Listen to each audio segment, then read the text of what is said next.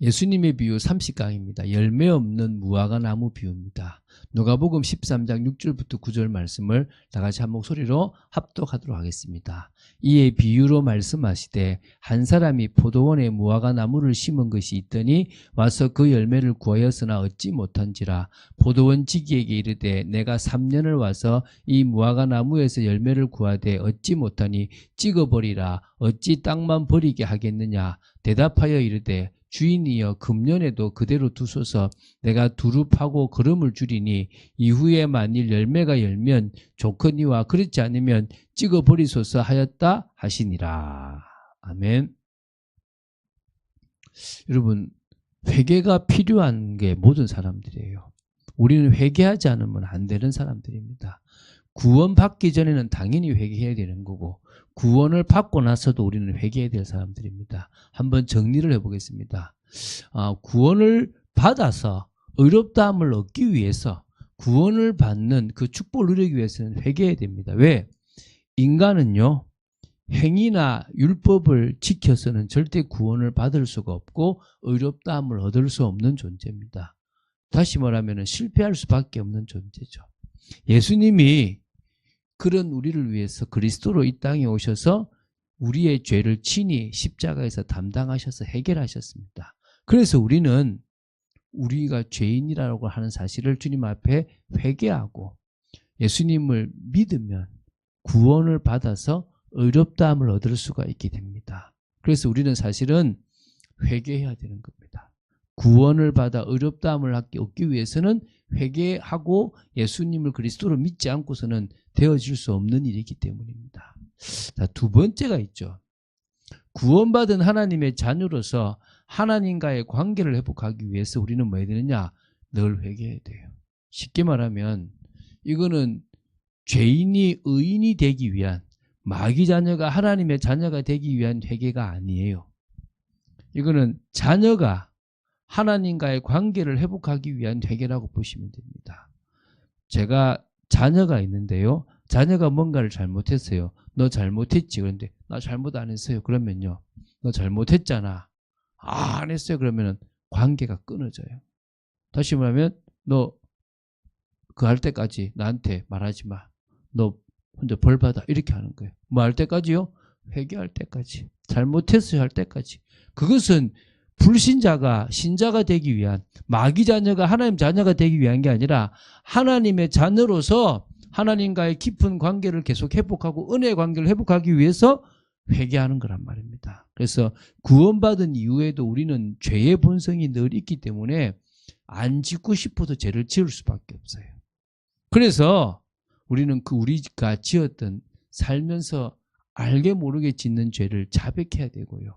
모든 불의에서 깨끗함을 받을 수 있어야 됩니다. 자백할 때 받을 수 있거든요.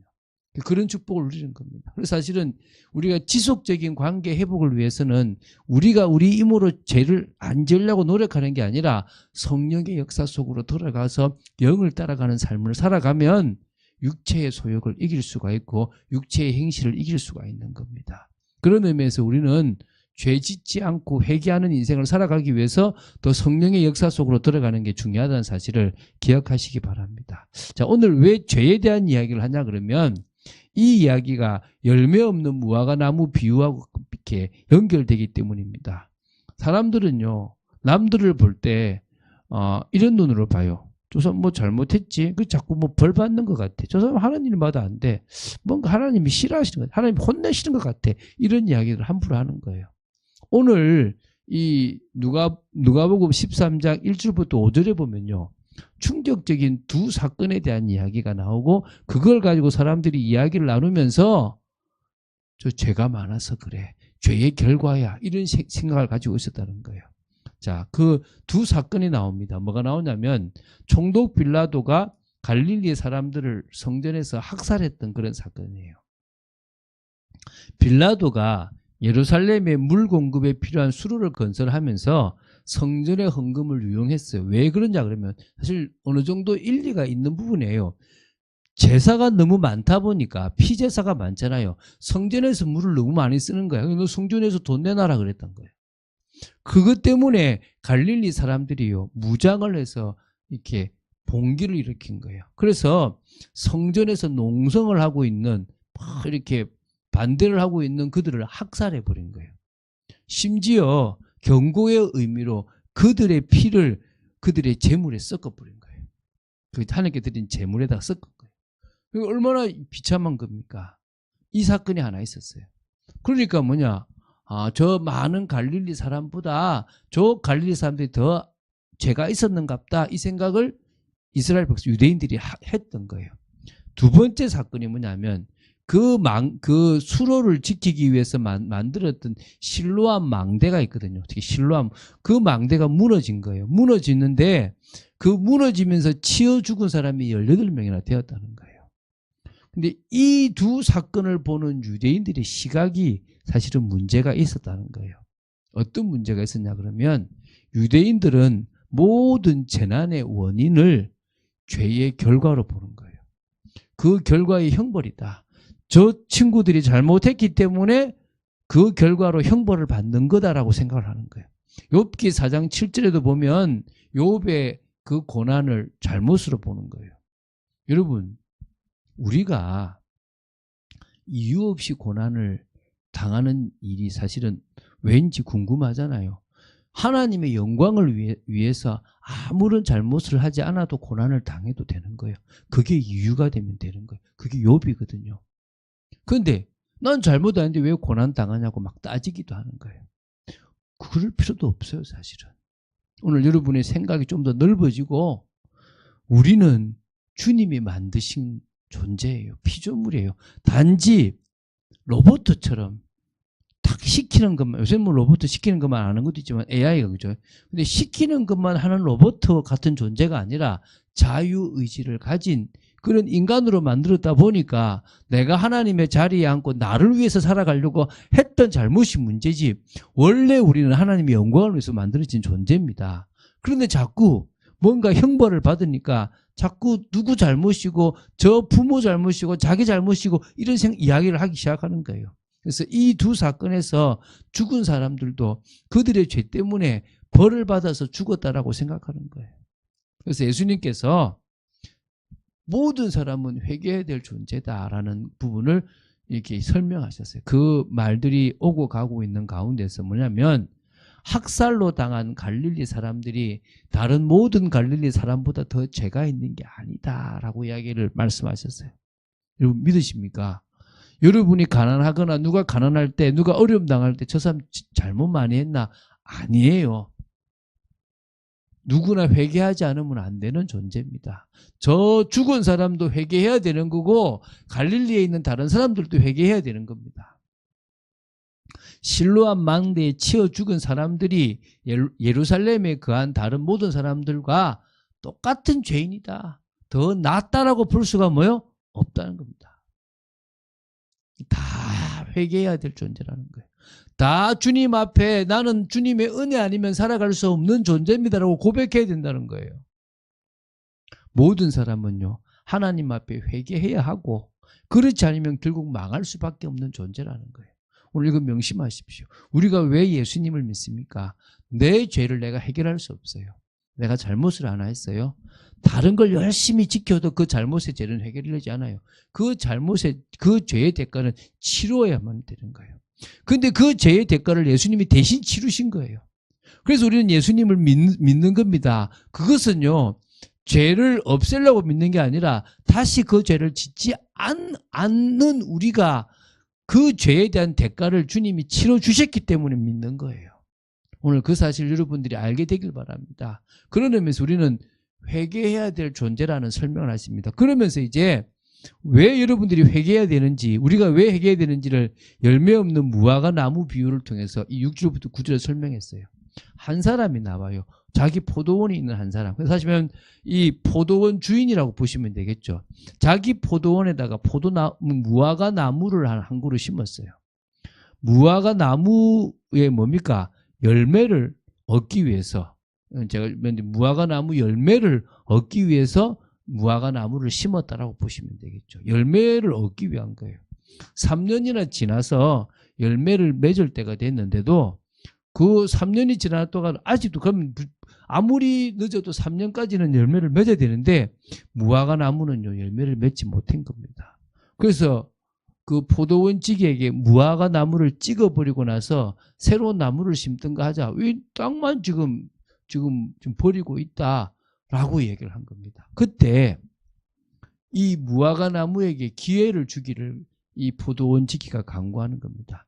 한 해만 더 그대로 두어서 내가 한번 키워봤으면 좋겠습니다. 나무를 위해서 두루 파고 거름도 주고 열매를 맺도록 잘 키우겠다는 것입니다. 사실 여러분 교회가 하는 일이 어떤 의미에서 열매 맺지 못하는 성도를 열매 맺도록 말씀으로 양육하고 갱신시키는 일 아니겠습니까? 우리가 지금 이번 집중을 하는 이유도 결과론적으로는 깊은 기도를 하고 싶은 거예요.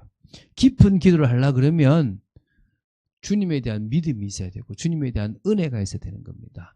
그 은혜가 있으려면 우리가 지금 붙잡고 있는 걸 내려놓고 당신 아니면 안 된다라는 믿음 고백을 하자는 거예요. 그 고백을 함으로 말미암아 주님이 우리에게 역사하시고 주님의 역사하심으로 말미암아 나는 뭐요? 주님 앞에 믿음이 생기고 확신이 생기고 그걸로 말미암아 깊은 기도까지 들어가면 되겠죠. 그럼 우리는 열매 맺는 삶으로 가실 거라는 거예요. 자, 그런 의미에서 저와 여러분에게 또 기회를 주시기도 하는 겁니다. 이 포도원 지기처럼 기회를 주려고 하는 거예요. 열매가 열면 좋지만 열매를 맺지 못하면 그때 찍어버리면 되지 않겠습니까? 라고 강구를 한 거예요. 참 지혜롭죠, 그죠? 그래서 이 열매 없는 무화과 나무의 비유를 설명해 보겠습니다. 자, 주인은 하나님이십니다. 그렇죠, 그죠? 포도원은 이스라엘이라는 민족을 말합니다. 나라죠.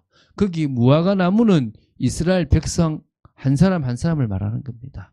거기에 포도원 지기는 예수님을 의미합니다. 그러니까 예수님께서 다시 이 이스라엘 백성들에게 기회를 주시는 겁니다. 하나님은 사실은 먼저 이스라엘 백성들에게 이방인과는 비교할 수 없는 넘치는 은혜를 베풀어 주셨어요. 엄청난 넘치는 은혜를 베풀어 주셨는데도 이스라엘 백성들이 그 은혜를 놓쳐버리고 우상을 숭배하고 음행을 하면서 타락해서 살인까지 하면서 하나님과 상관없는 인생을 살아갔다는 거예요. 그래서 이스라엘 백성들은 그에 합당한 열매를 전혀 맺지 못하는 그런 열매 없는 무화과 나무와 같은 인생이 되어져 버린 거예요. 그래서 사실은 이런 비유가 무화과 나무가 나올 때마다 무조건 이스라엘을 의미하는 것처럼 이렇게 되어져 버릴 정도로 무화과 나무와 이스라엘에 대한 이야기를 상당히 성경에서 많이 하고 있는 겁니다. 그래서 이스라엘 백성들은 그에 합당한 신앙의 열매를 맺지 못하여 심판받을 상황이었습니다. 예수님은 다시 한번 그들을 회개시키러 이 땅에 오셨고 십자가에 죽으시기 전까지 말씀하신 거예요. 그리고 결국 그들은 뭡니까? 회개하지 않았죠. 그래서 이스라엘이 멸망하는 AD 70년에 결국 그들은 멸망하고 말았다라고 보시면 됩니다. 그 이야기를 지금 하고 계신 겁니다. 열매 없는 무화과 나무가 결국은 이스라엘 백성들을 의미하고 그들의 멸망을 예언하신 거죠. 물론 하나님은 그들에게 기회를 주시려고 늘 하셨다는 부분들이 있는 겁니다. 자,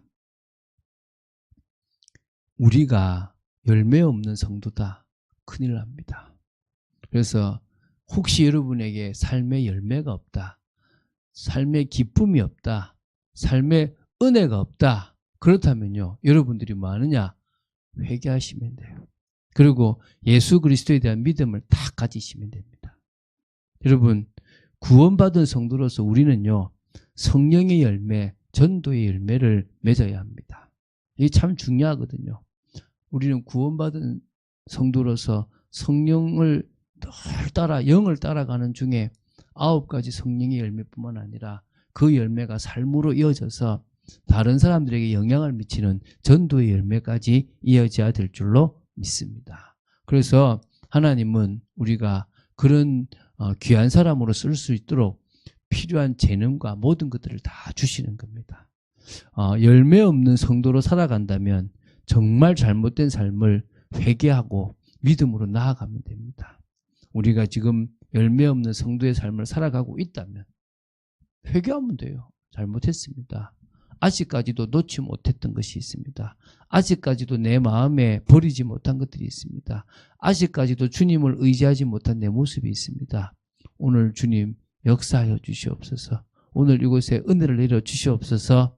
저는 주님의 은혜 없이는 살아갈 수 없는 죄인입니다. 라는 고백들을 하게 되기를 바랍니다. 자, 오늘 결론 맺겠습니다. 회개도 중요하겠지만요. 어떤 의미에서는요. 적극적으로 나아가야 될 필요가 있습니다. 로마서 12장 1절 2절에 보면 너희 몸을 하나님이 기뻐하시는 거룩한 산 제물로 드리라. 산 제사로 드리라. 이것이 너희가 드릴 영적 예배다 그럽니다. 우리는 주님 앞에 이제 산 제사로 드려. 산 제물이 되는 겁니다. 그래서 우리의 삶이 하나님과 세상을 연결하는 그 일에 쓰임 받는, 그래서 우리의 삶이 영적 예배의 삶을 살아가고, 이절에 있는 것처럼 이 세대를 본받지 않고 하나님이 기뻐하시고 또 하나님께서 온전하신 그 뜻을 분별하여 나아가는 성도로 살아가면 될 줄로 믿습니다. 죄 지은 거 회개하는 정도가 아니라 오히려 하나님을 기쁘시게 하고 하나님의 나라를 이루는 복된 삶을 살아가 버리면 된다는 겁니다. 그게 하나님이 우리에게 원하시는 일이라고 여러분이 믿으시면 될 겁니다. 오늘도 그런 응답을 받아 누리고 정말 하나님을 기쁘시게 하는 그런 믿음의 사람으로 서게 되기를 주 예수 그리스도 이름으로 축원드립니다. 주는 그리스도시요 살아계신 하나님의 아들이심을 고백합니다. 감사합니다. 저희들에게 은혜를 주시고 믿음을 주시고 또 말씀을 주심을 감사합니다.